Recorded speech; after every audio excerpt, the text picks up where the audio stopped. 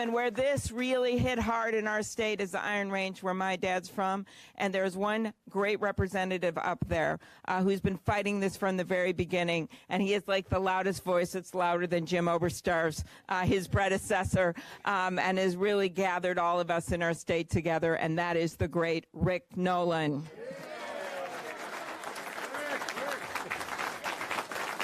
Wow. Is there another Rick Nolan in the room? Thank you for that kind introduction. And Sherm, thank you as well for all the work that you've done on this. I'd like to begin by thanking our leadership, Ms. Pelosi and Charles Schumer. They have made it clear to the president and the Republican leadership that the end of the year spending bill has to include the Butch-Lewis Act of 2017.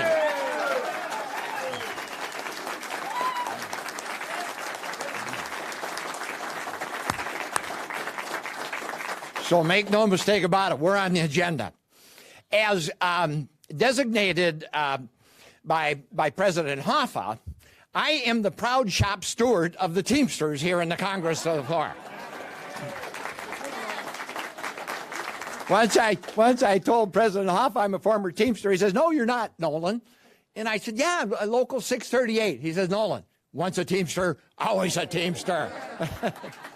In that regard, I want to thank President Hoffa and our fellow brothers and sisters among the Teamsters Union for actually dividing and designing what has come to be known as the Butch-Lewis Act, and then swarming the Congress and lining everybody up in support of it. Hats off to you, Mr. President.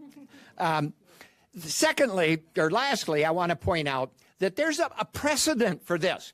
I remind everyone, it was an end-of-the-year spending bill when the Congress passed a fix to this solution by simply gutting and cutting the pensions of the men and women who played by the rules, contributed every penny, every nickel, and every dime to their pension, and had every reason to believe that it should be there for them. And to not make that pension available to them is unacceptable, it's unconscionable, it's un-American, and we can't let it happen.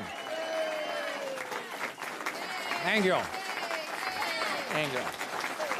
Thank you.